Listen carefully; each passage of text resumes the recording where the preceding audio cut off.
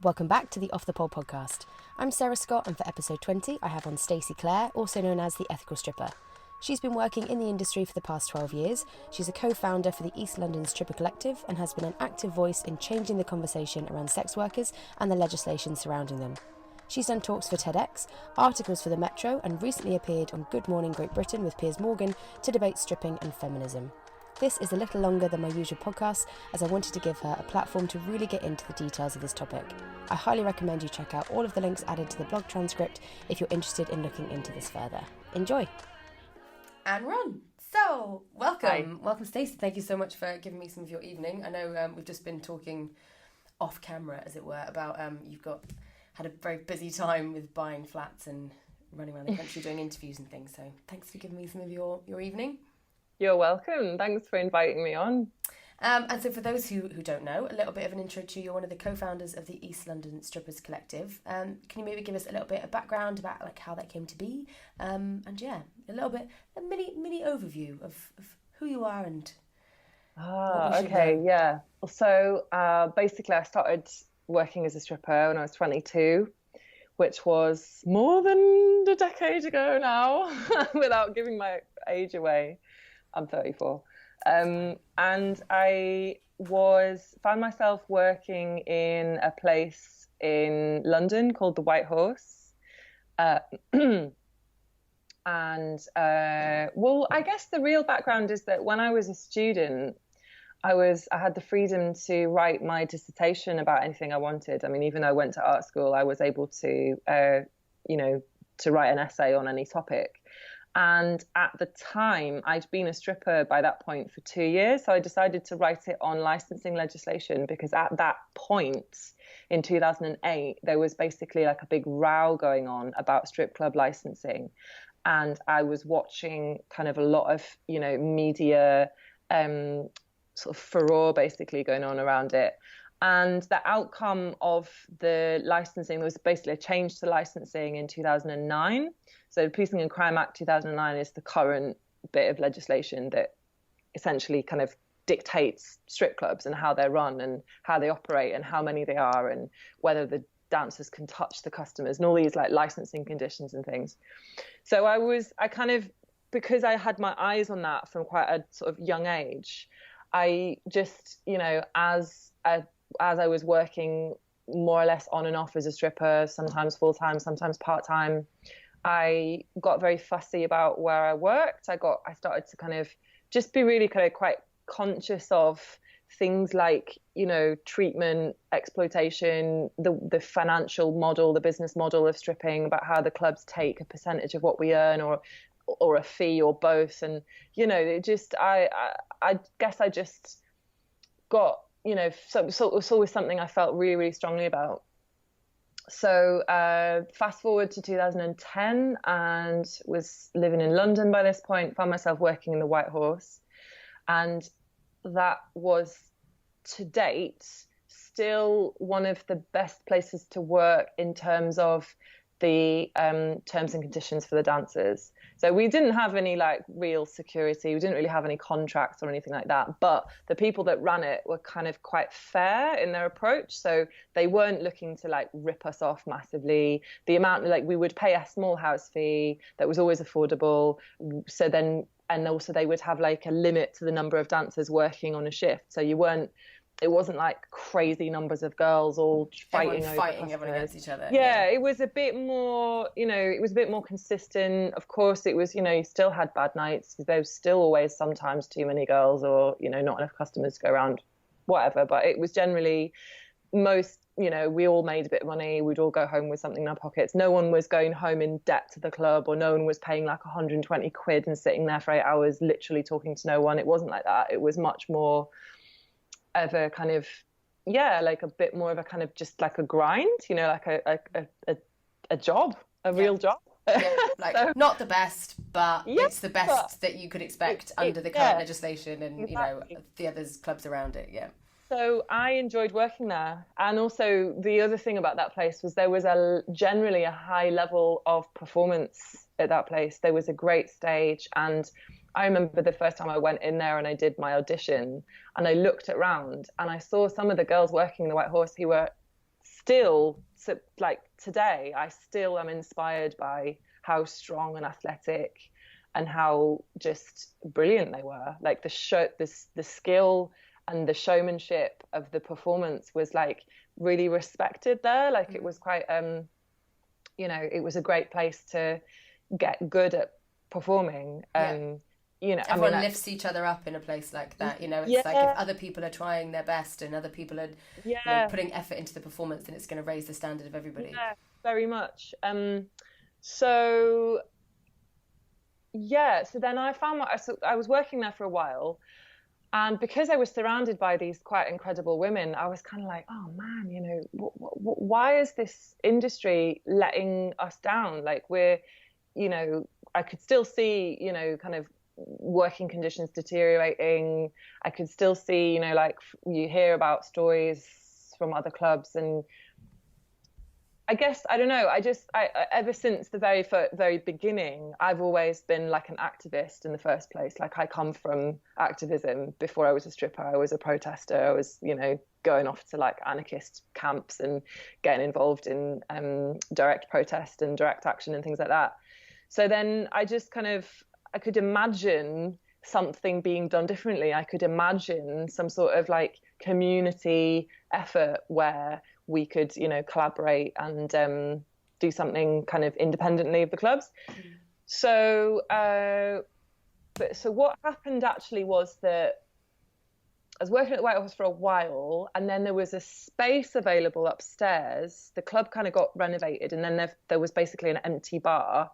And I approached my boss and I was like, hey, listen, can I try out an idea, which was to run a life drawing class? So another thing I'd done when I was an art student was I ran a life drawing class where I pole danced for the people drawing me. So it was like a really intensive life drawing class, like sometimes the model will move and you want to try and capture a sense of movement. So I'd been to some intensive life drawing classes and gone, oh, this would work with a pole dancer. Like you could get, just have a dancer in the class instead of just a regular life model.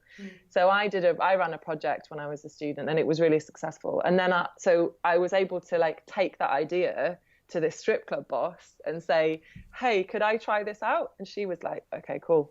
So found myself starting a life drawing class in a strip club and collaborating with my colleagues. So the women that I worked alongside, I was like asking them, do you want to come and model? And we'll split the profit, and, we'll charge people for tickets. And it just kind of emerged. So that was 5 years ago. And the life drawing class is actually still running today. Like it's going really well. Like it's going strong, but we lost the venue. So the White Horse shut down in 2016 because of gentrification. That's another story. So anyway, the life drawing class was kind of like the training ground for the collective. So for about a year, a bunch of us were sort of kind of working together and collaborating on something outside of the club, but still kind of it was inside the club. Yeah.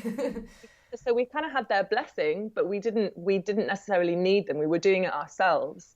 And so we were actually setting the pace. We were deciding, it's like we were inviting our own audience in, and we were doing it differently. So instead of, how like the club will charge a door fee, customers have to pay to get in the club, but the club keeps that. We don't get any of that. Regardless if they buy dances or anything, exactly. The club has made their money out of that customer. Yeah, exactly. So I was like, well, fuck that. Like, let's do something ourselves. So we essentially it's like finding a way of changing up the business model so that we're more in charge of like the economics of it. And also we're kind of very much in charge of how people see us as well. Like it's a different kind of crowd. It's a different setting. We can... Yeah, I mean, we don't have to kind of deal with any like cheesy DJs or bad bar staff or, like it's our space. We run it. We completely are in control of what happens in the space. So we did that for about a year. And then I pretty much just got it into my head that we were a collective. And so I just pretty much invited, there was about 10 of us at this kind of initial meeting, it was in April 2014, so coming up 5 years ago. I invited a bunch of strippers to have dinner together, and what that was like a really amazing kind of meeting where what happened? We booked a space in a place called the Common House in East London, which is like an activist space, like it's a hub for people to it's like a meeting house for lots and lots of different groups and activist groups use it for all sorts of different reasons. But it's very sex worker friendly as well. There's a big a really big sort of intention to create a safe space for sex workers within the Common House. So we had a big dinner party. We all cooked a big vegan dinner. It's like some of us arrived early to actually cook. Like, again, it was like that sense of, we're collaborating, we're creating, setting, holding space for each other. Yeah. And then we went around the table, and it was like, what was the question? Something like, what was the first moment that you realized that you loved being a stripper, or something like that? And we all went around the table and we just told stories, and there was just this like really amazing kind of vibe of like, yeah, we actually are strong together and we could do something. And so that just became the LSC, really. And so since then, I mean, I feel like to some extent we haven't achieved a lot of the things we've set out to do yet in terms of actually changing or challenging legislation and, fixing the problems of exploitation in clubs, because conditions just continue to get worse each year. But on the other hand, I feel like we've done so much work in terms of trying to change the conversation around stripping and sex work. Like, we've really challenged the stigma and stereotyping. We've challenged our own internalized whorephobia. We've had to kind of come to terms with and deal with these like really icky conversations about like, oh, but stripping isn't sex work, and oh, but we don't do this sort of. And it's like, well, actually, we're all affected by stigma, right? And we all, in order to kind of overcome the problem of stigma, you don't deal with stigma by just like passing it on to a different group. The next layer and the next layer, and it's like, oh, well, we're up here and this is down here and this is different. It's like, well, if we all kind of agree that collectively, if no one stigmatizes, then it's going to bring everybody up to the same level, which is only going to be a positive thing. And importantly, 10 years ago, when that big fuss was being made about strip clubs, about the licensing, the unfortunate thing at that time was that a lot of strippers were whorephobic. They did say things like, "Yeah, but I don't work in a brothel, and it's not illegal," and all this sort of stuff. In fact, I was whorephobic like not even that long ago. I've had to like actually face the music as well, But I think everyone also, like, you can look back and be like, well, I've heard or I've educated myself or I've grown. Like, it's not necessarily a bad thing to have been somewhere and then now be somewhere else. It shows growth. And no one can look back and be like, well, I've never had these thoughts, or I've never said the wrong thing. Or exactly. I think it's super, super common. I think to own it and be like, yeah, everyone can do better. And try and educate those around them to do the same thing in a positive way.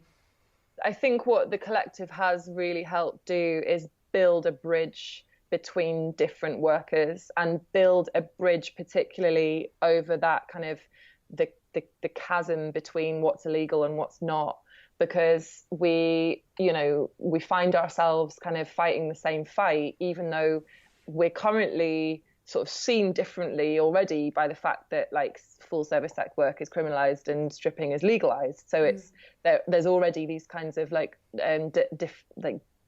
differences by law. We find ourselves kind of fighting on the same team. But because we have created this kind of network and immersed ourselves in sex worker activism on our terms, it's worked well. It's helped us mobilize dancers in a way that's felt like safe and comfortable to step into that like discomfort. Do you know what I mean? Yeah, definitely. I mean, you brought up, you did the recent article for the Metro, which has just been published, and you brought up the Policing and Crime Act, say 2009. What was the main difference for people? Obviously, you're very into this. You've done a huge amount of research and study, and this is like your life. For those who don't know kind of the ins and outs of what happened, what was kind of the before and after effects? Because you said, I'm going to quote yourself here, a law that was fought for by the radical feminist left, but has in fact had a devastating effect on the working conditions for strippers. If you could maybe touch on that a little bit. So it's a bit of a long-winded one, because to really, really understand it, you have to actually unpack it and go a bit even further back to the Licensing Act 2004, and then also go even further back to the Local Government and Miscellaneous Provisions Act 1987. And it's homework for the listeners, though. Yeah, good for them to go back. They can look. They can Google all this stuff. What basically, and to put it in a nutshell, 2004, the Licensing Act was Tony Blair's big attempt to stimulate the nighttime economy. So a lot of stuff was relaxed around licensing. So there was a boom in strip club activity for about 5 years. There was like, we saw suddenly like this kind of booming industry, strip clubs opening up on every high street, big business, very lucrative. And the thing was that there was a bit of a loophole in that strip clubs were opening up with a public entertainment license as opposed to a sexual entertainment license. And there's very different licensing objectives. There's a whole load of bureaucracy, I won't bore you with, but it got up the noses of a lot of feminist sort of campaigners that there was strip clubs opening on every high street. They were like, what's happening to our country? So they got involved in a sort of campaign to halt the spread of strip clubs and to kind of clamp down and to restrict the licensing, which they achieved, which has happened. So so from 2004 to 2009, it massively changed. The immediate effects of the new law were felt more or less overnight. So a lot of licenses were revoked up and down the country. So a lot of strip clubs just shut down, went out of business, because they couldn't afford to they couldn't keep up with the new licensing regime. So it was like by law, what the law kind of essentially did was impose a load of quite draconian and strict and quite in lots of ways badly thought out licensing conditions on clubs. Things like, for example, if you want to if it's a condition of your sexual entertainment venue license to provide dancers with showers and clean drinking water and lockers for their belongings, because I don't know. Because why? Because we don't have showers at home? Because we can't just get water from a tap? Very odd. These are things that to me speak of kind of Puritanism, as in like we must be kind of looked after. We must be sort of cleaned and protected, and we've got to have a safe space for our belongings because we can't like just carry our purse on ourselves, And that's the important thing, is that you can't shower. Like that's what we should be focusing on, rather than tariffs that the clubs are putting on the dancers, and safer working conditions and things like that. Exactly. And yet there's nothing in those licensing conditions that has any kind of restriction on the club's ability to fine us or take money off us for being late, or turn you away from work. Money off is full stop. They can, there's no limits, there's no caps on the amounts of money that they can charge us, and commissions and fees and what have you. And there's also no limit to the number of dancers working in a club, which I think seems like a health and safety issue.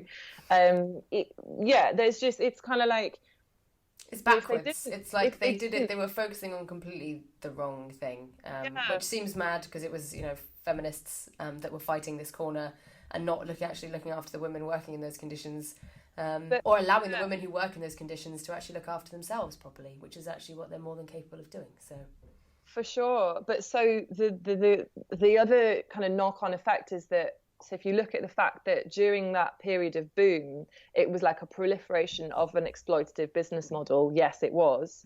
But then what they've done is, by kind of clamping down on it, but not solving the problem of exploitation, what they've done is they've intensified the exploitation problem, because the remaining clubs now have a monopoly.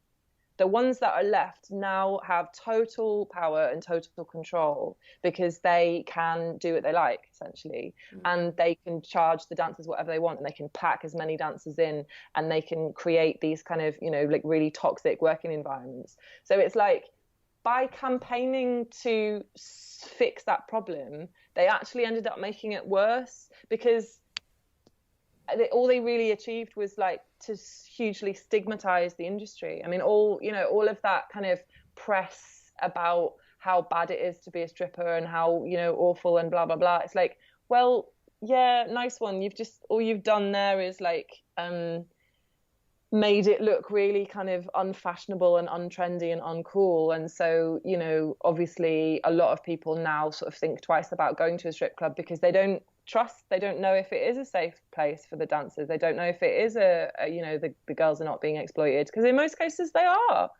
So it's just kind of killed it. Like, I mean, I don't think that I want to see a world where,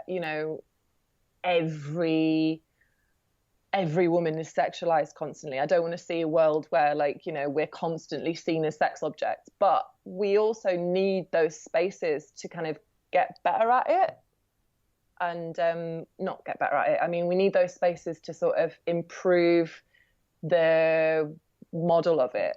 Like, how do we improve on something if we just kill it and get rid of it? We can't. Do you know what I mean? Well, I guess it's all about choice. Like, and it says a lot of people. You said when you had your first dinner, it's like, what do you enjoy about stripping? Like, there are some positive parts to it. There's negative parts. If you ask any person working in any job, they'll be like, what do you love about your job? What do you hate about your job? What could be improved about your job? And obviously there's a lot larger extremes within the sex industry, because people are, there's human trafficking, there's exploitation, there needs to be obviously a lot more regulation from that side of it. But at the same time, there's still a lot of people who enjoy it, enjoy being, having ownership of their sexualization and using it and hustling and making money and doing whatever they want with it. So I think there's got to be a balance, as you say. It's like, yes, there are people being exploited, but shutting down the people who are not being exploited is not helping those who are being exploited. It's just, you're brushing it under the carpet and making it go underground, which is worse.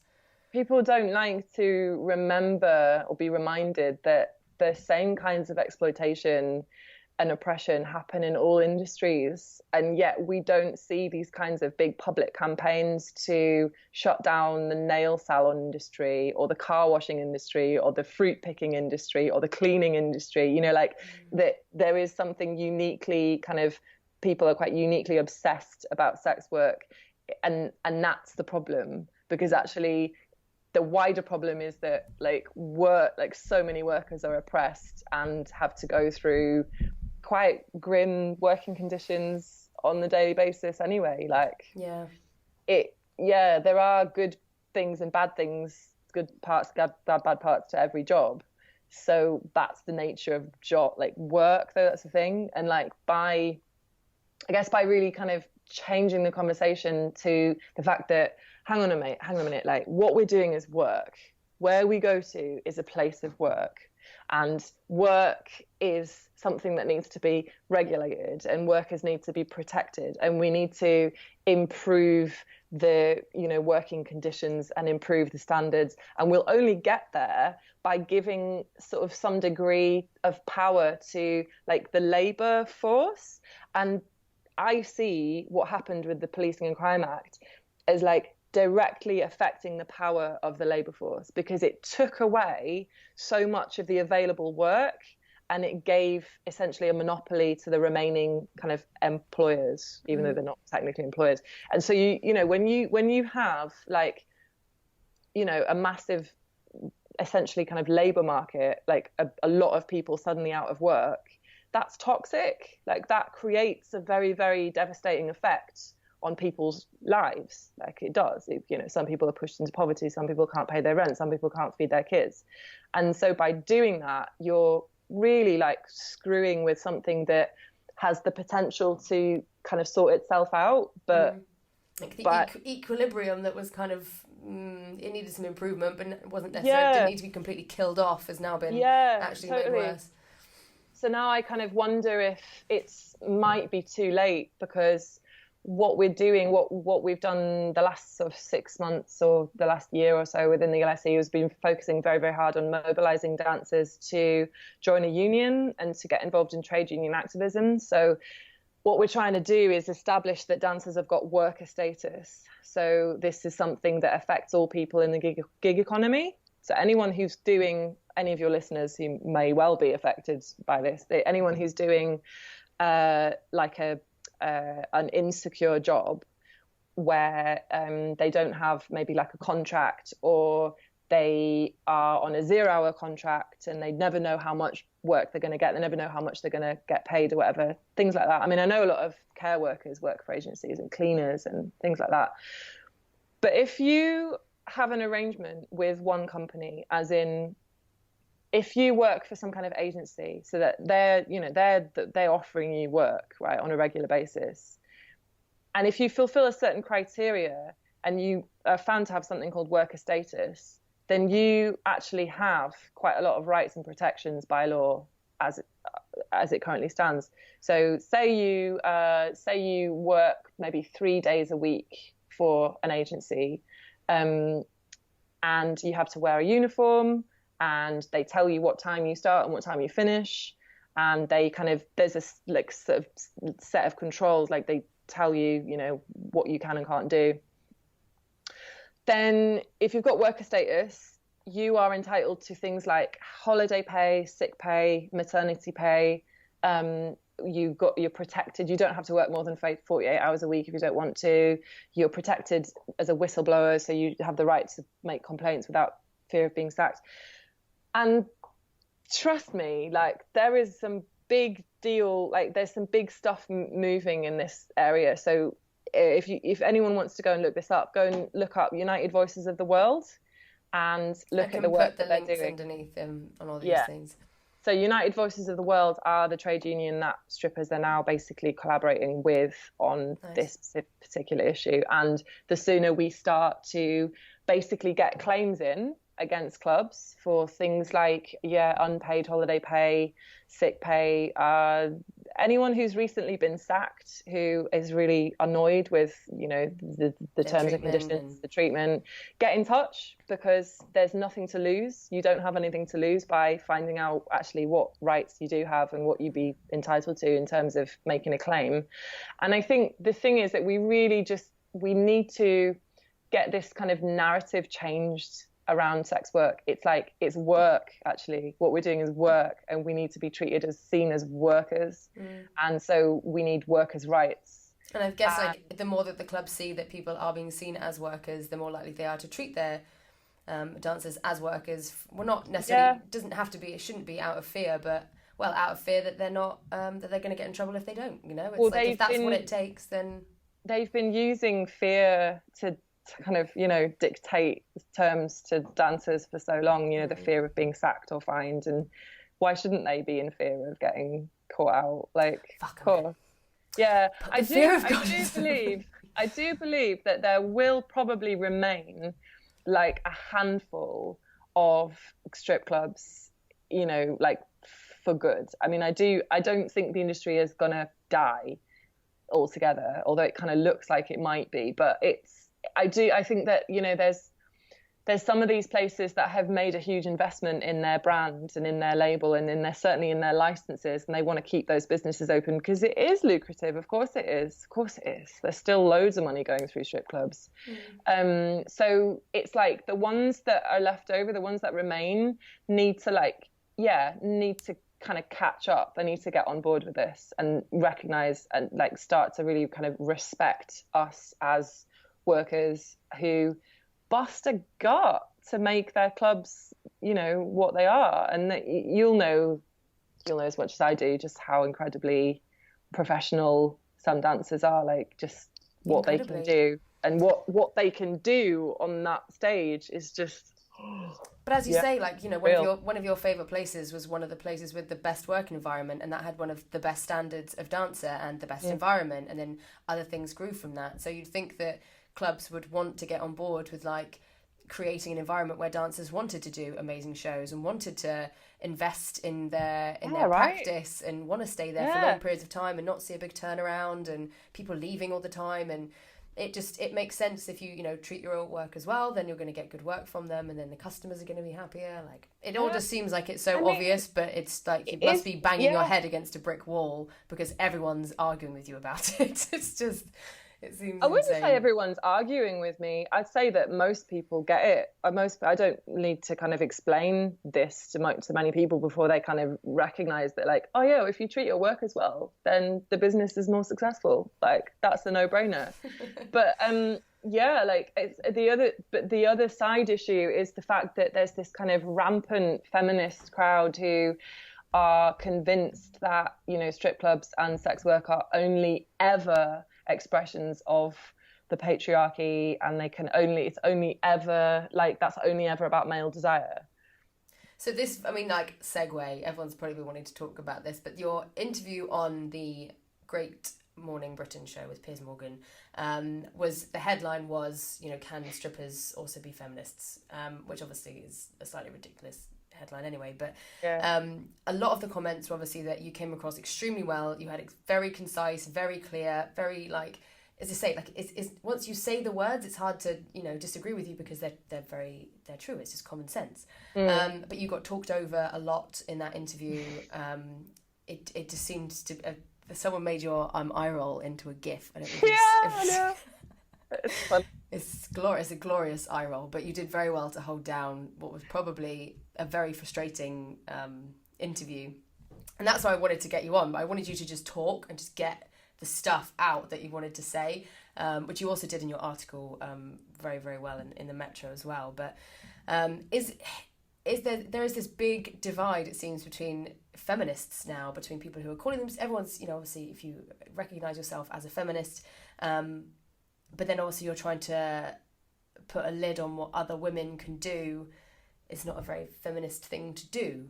In their mind, they may be trying to do something positive, and they're seeing it as, just say, like, it's the patriarchy and strip clubs are, they can never be a good thing for women. But then you're calling yourself a feminist, you work in a strip club, and you've done so for many years, and in a very positive way, trying to change the industry into something better. With that interview, did you feel like you got the points across that you wanted to, or did you always feel like you were just hitting your head against the brick wall slightly? All that, to be honest, that interview was such a kind of like, not even really an event for me. Like, it was just such a weird thing to kind of agree to do, that I could sort of like smell from the outset that it wasn't really going to be like a brilliant platform to, like, you're getting 20 seconds to talk and then cut off again. It's very tabloidy, and it's Piers Morgan, for goodness sake. But it was also kind of surprised me, actually, just how quickly it descended into just this like really terrible set of stereotypes just getting flung around. Because actually in the kind of preparation for it, I did actually have, kind of proper conversations with producers, and actually, they were like testing my arguments, and I was like, well, these are my points. And then they were like, well, this is what the woman on the other side is going to be saying. And I was like, well, these are my responses. And then suddenly, as soon as you go on air, suddenly she's just talking about sexual abuse, and she's talking about like model. And it was actually Piers Morgan who brought up the models first. And I just kind of was like, hold on, this isn't what I agreed to talk. It never is with TV, and that's the problem. It's like you need it to get a foot in the door, but then at the same time, it's like it's an animal that you can't control. All that really was two things. It was one, it was practice for me to basically kind of hone my skills. And then it was also, I think it was progress in terms of the fact that a news outlet like ITV was willing to get an actual stripper or an actual sex worker to kind of come on and not throw them under the bus. Because, they could have so easily gone the other way. They could have so easily just have, attacked me, instead of, I feel like they were kind of on my side from the beginning. Yeah, a lot of people were like, I can't believe I'm agreeing with Piers Morgan, or like, I can't believe I know, right. But then also, then he mansplained it. Piers Morgan he might be an ally, but it's only because he's got that kind of old school, it's all right, carry on. At one point he was like, lap dancing, stripping, whatever. It was just like, don't talk about people like that. You wouldn't say that about any other job. You wouldn't be like, cleaner, laundry person, whatever. Like, you'd never show that lack of respect for this, like, whatever you do in those clubs that I've never been to. It's like, still the language and the attitude towards it still wasn't there. Or even though he was obviously siding with, he was arguing with the other woman. Who was she by the? So I'm sorry, like, I'm asking. I did try and Google her, but what's her background? Like, why was she on the other side?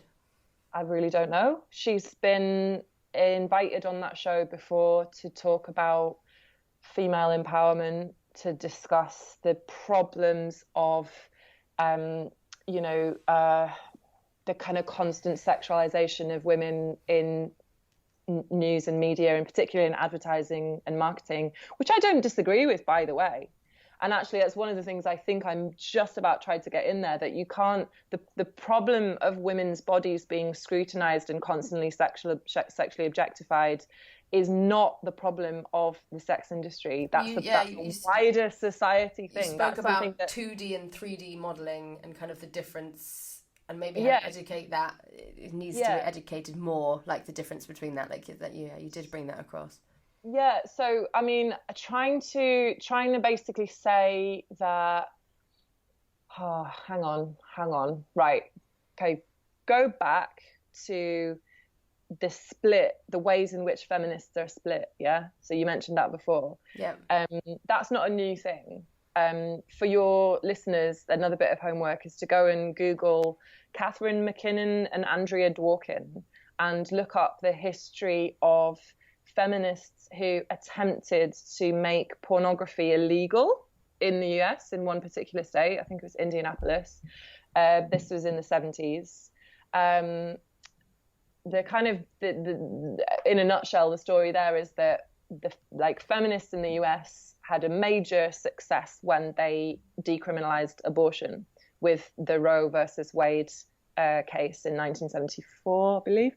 And so for women, that's like a massive victory, right? So it's like, women's bodies, it's our body, our choice, our right to, like our reproductive rights. That's literally, you can't get more, like, it's not, there aren't more important kind of ways that women should have control over their bodies than actually what happens to their wombs, right? Yeah. So that was like a major win. But then within a few years, you saw like some kind of the feminist sort of camp was kind of split over the issue of sex work and pornography, because like some were like, well, I'm okay with it. Like I kind of identify a bit with it, actually. Like I sort of could see myself in that role somehow.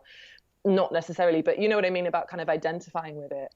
And then there were other women who were like, nah, that's really bad for women. There's nothing okay about that. That's all about male desire. There's nothing about female sexuality in pornography. It's basically like rape, isn't it? It's basically like abuse. There are, I mean, I've read quite a lot about it, but there are quite a range of perspectives on actual like sexuality within the feminist community. And so Andrea Dworkin and Catherine McKinnon were two very kind of two big advocates, two big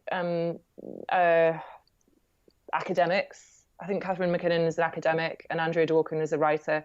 Funnily enough, Andrea Dworkin was a sex worker at one stage, but they got on board with banning pornography. And what they did was they worked alongside the state governor, and they were like the people in charge of the state of Indianapolis at that time were right wing, and they were anti-abortion, and they were Christian, and they were like old school, right? So they're like conservative, But in order to kind of achieve their goal, they got on board with, essentially got into bed with the right, like the anti-abortion lobby.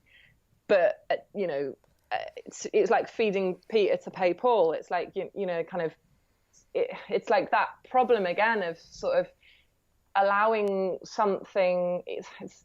I see that as like, it doesn't solve the problem. Actually, it doesn't solve the problem of patriarchal oppression whatsoever, just to kind of achieve one aim but lose another. So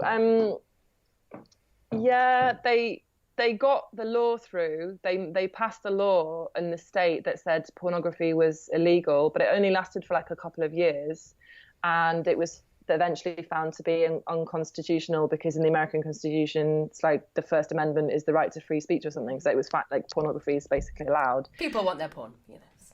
People want porn. So sorry, that wasn't in a nutshell at all. That's me. I'm so long-winded. I'm really you sorry. deserve to be long-winded. It's fine. This is the platform to do it.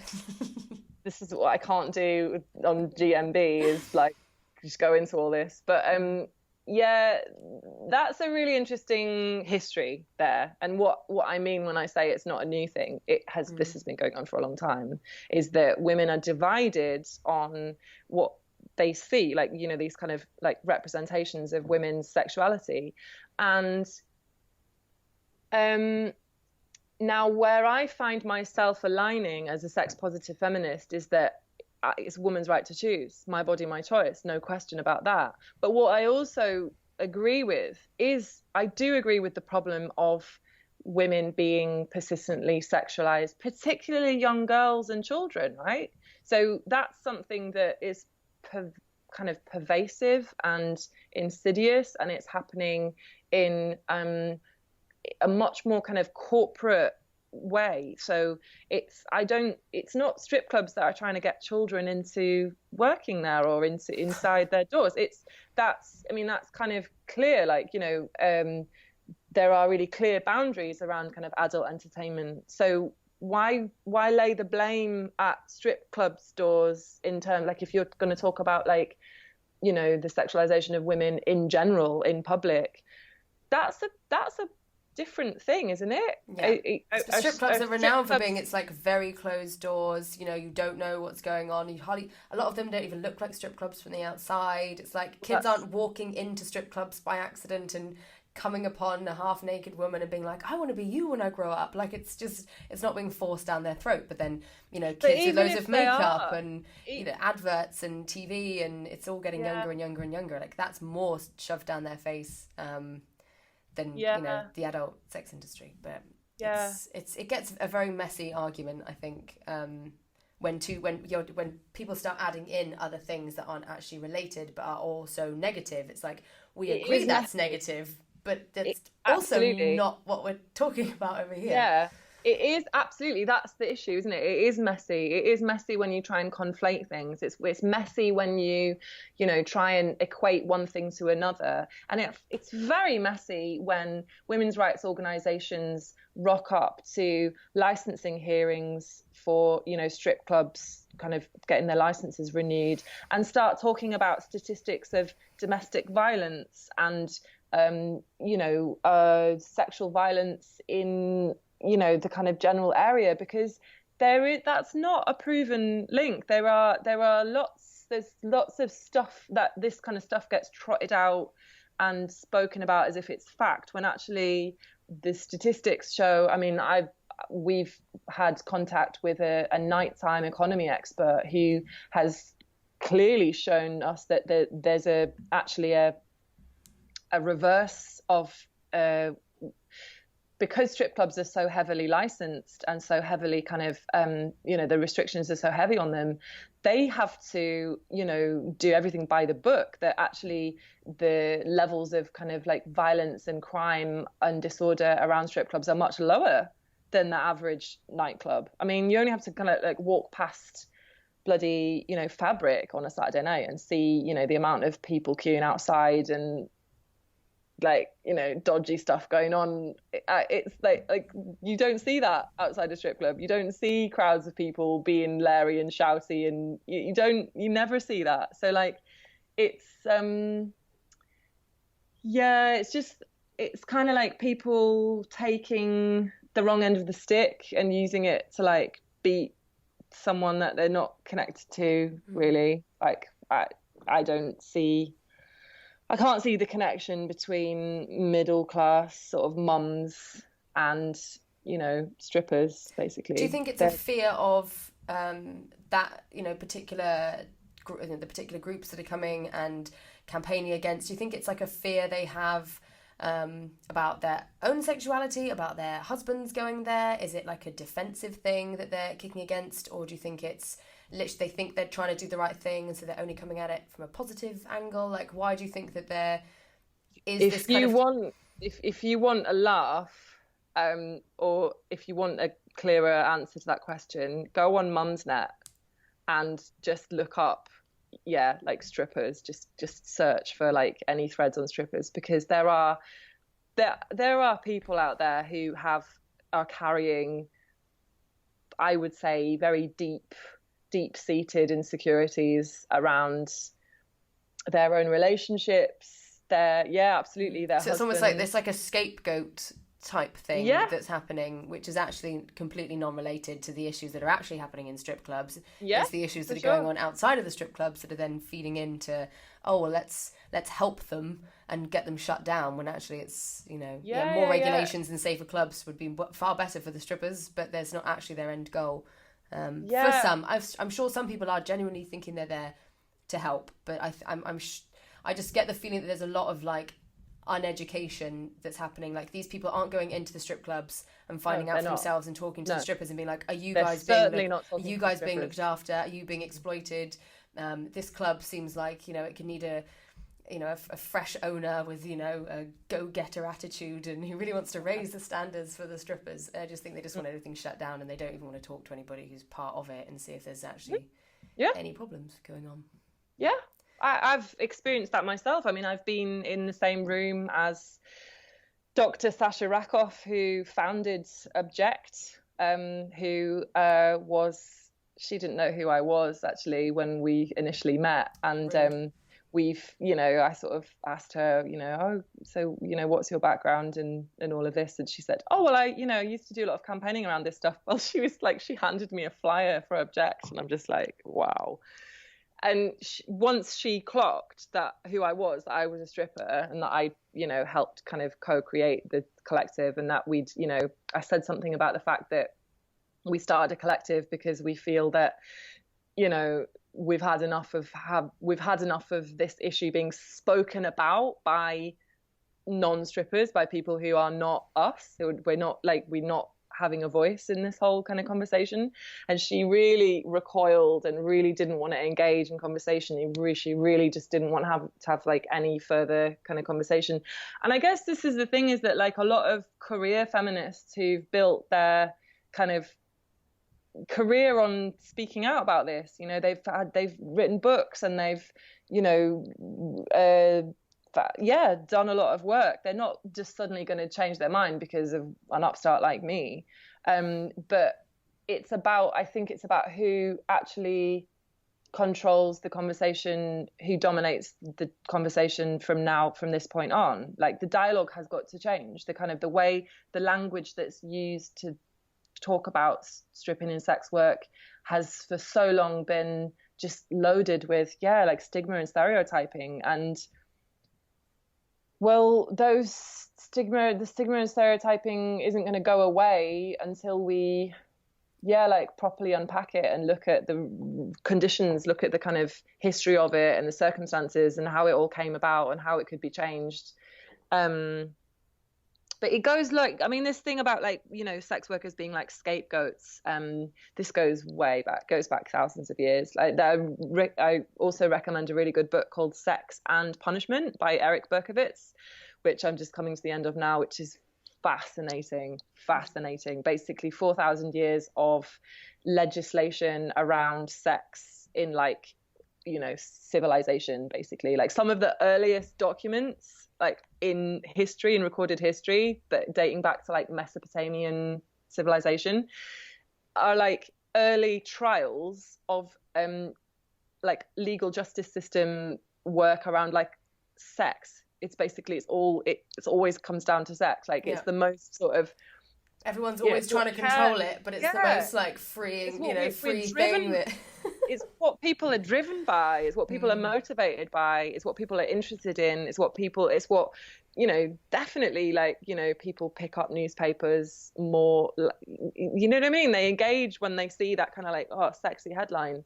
But it's like that power. I mean, sex is power. Sex is about power. It always has been, and it always will be. And it's about, people who, particularly for women, continually this is kind of keeps coming back round, like women who sort of use their sexuality, who are seen to kind of be publicly embracing their sexuality and, I guess sharing it, owning it, like the stigma continues. But I think that's where we're seeing a generation of women being sort of allowed to kind of break through perhaps a lifetime of conditioning. And that's not to say, like, I think it's really important because there's kind of pros and cons to everything, right? Like the genie's out the bottle, but we have to be careful about where it goes. I mean, I think there are kind of pros and cons to working with your sexuality. What am I trying to say? Pandora's box, right? Pandora's box was opened and it let out like a whole load of kind of demons, but within the box was this kind of like solution. It's a bit like that thing of like, don't throw the baby out with the bathwater, because the solution may lie within the problem. I think we might look at a world where all women are expected to, like, get their tits out on social media and call it feminism and see like that's feminism in crisis. That's terrible, right? But then on the other hand, we have this potential to raise a generation of girls to reject shame and to reject stigma and to reject all of that kind of, the conditioning of, oh, but you're a woman, you're meant to be chaste and modest and cover up because otherwise the bad men will get you. Like it's kind of like a night and light and shade thing. It seems like there should just be common sense, that it's like the world has gone a bit mad, that we've almost got to this point that it should be explained, and now everyone's stood up and been like, okay, so yeah, why were we doing that again? And then everyone's like, oh well, I'm going to be really on this side because I want to, have this political agenda, and I'm going to be really on that side, and I'm going to be in this political agenda. But actually, most people are just in the middle, who just want to get on with their lives and just have not actually interfere with anyone else's life. If you want to do something on that side, you do it. If you want to do something on that side, you do it. You never want to go into a strip club, never go into it. If you want to get your tits out because free the nipple, go and do that. That's absolutely fine. You shouldn't be persecuted on either end, as long as no one's taking it, no one's telling the other party what to do. So I think if most people just are happy sitting in the middle, and we can all just agree that that's what the normal should be, and let the outliers do what they want to do, as long as no one's hurting anybody. But I think it all comes down to consent, like all of it, all of the full range and the full spectrum of whatever you want to do, is it should always come down to consent. And it should come down to the individual kind of agency of the human being, right? We have this kind of, we're born with this like sacred right to exist, and where we find ourselves losing that kind of essence of our humanity is from conditioning. Right, so we're conditioned from the moment we're born. We're conditioned from, the day, the ways we're raised essentially are the ways that we're conditioned. I want to live in a world where we have a generation of people who are raised with consent as like the kind of cornerstone of their existence, right? So that they understand what consent is, they understand how it applies to them, and they understand how it applies to other people. I think sex education should be like consent education, like that why is that missing from, you know, like the education curriculum? That's crazy. And because when you essentially recognize that like consent is key, then that's the first step towards overcoming oppression in all ways, at every stage, for everyone. Because for sure we're all under, you know, pressure. We live within this kind of system where we're all essentially coerced to work. We all sell our labor. We all prostitute ourselves in some form or other, if it's our brain or our hands, our skills, our ideas, our time, our, you know, sexual labor, whatever it is. We trade on our, you know, energy, and we're affected by the economic conditions that we're in. So the more poor you are, the less choice you have, for sure. The more, you know, the more oppressed you are, the more vulnerable you are to being exploited and coerced. And that's not unique to sex workers. But so consent is something that gets fucked with by our kind of system, right? So this is my activist side, you know. This is why I come from activism before I was a stripper. So I apply these same kind of ideas. And it's like, if we want to do something about oppression, we can't pick and choose who is more or less oppressed and who gets ignored and who should be saved. Like, it's not helping, you know. And as proven by the campaigners who, you know, basically campaigned to try and get strip clubs shut down 10 years ago and have actually made it worse. You can create more harm if you know, did the strippers consent to that law? You know, did we get asked? Did we get properly consulted? I mean, I know there was a wide public consultation. The public was asked their opinion, which they almost always are. You know, licensing hearings rely on public consultations, but no one comes to us. No one ever comes into the club and says, right, the licensed guy wants to come and talk to you about your working conditions this year and see what, you know, can be done. No one ever, you know, addresses the issue as like, right, how do we release the oppression? Who's actually being affected by it, and let's speak to them rather than people from the outside who think they're being affected by it when in fact have nothing to do with it. Probably not. Probably affected less than they realise. Yeah. Yes. Well, we should probably wrap this up. I think we could probably just keep going and going and going. I would quite happily listen to you talk about these things. I think we're probably going to have to do a follow-up because I think I'm just going to get bombarded with a million questions from my group. But rightly so. I think you've given some really, really interesting like takeaway points. I think it's really important that people go away and read some of the things that you've brought up. I'm going to link to everything that you have done. I know people are going to be super interested. Could I just add one final link? I was totally going to be like, and if there's anything else you want to add in, you just let me know. I wouldn't just be like, okay, and now see you, bye. No, you've said enough. I'm just going to talk over you like Piers Morgan.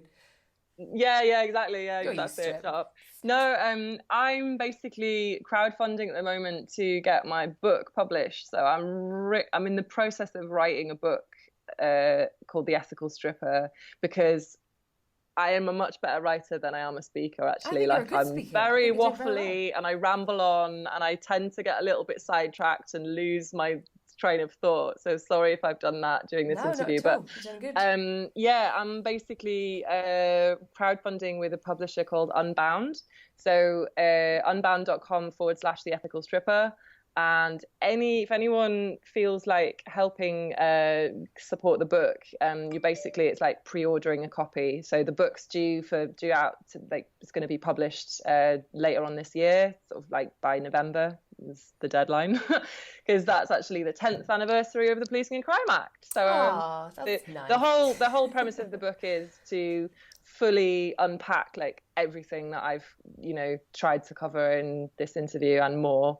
And yeah, you know, 10, 20 quid, 30 quid, whatever, if anyone's feeling generous, you get a nice signed copy of a hardback. That would be sweet. We'll definitely link to that, and it'd be awesome to have you back on for the 10th anniversary of that amazing for the launch of your book. We'll definitely have to have you on for the launch of your book, and then we can chat about it all again then, because I'm sure it probably won't have gone away, unfortunately. No, not going away. Hopefully it would have moved a little bit closer, because you're doing fantastic work, and it was a really, really interesting having you on, and I'm glad you got a bit more of a long form discussion this time to get some of your points out, because well deserved. Sometimes I think I need to get told, like, right, look, you've got 10 minutes, be concise. I said like 20, 30 minutes when I was asking you about it. I was like, we're probably going to go. What are we on now? Have we gone over? Like an hour. Oh, God. Yeah, it's going to take you about an age to transcribe all this. Sorry. It's fine. There's websites that can do that. Amazing. Awesome. Well, thank you very much. Thank you very much. No, I would say, we'll definitely Great to talk to you. And you. Bye. I hope you found that as interesting and informative as I did.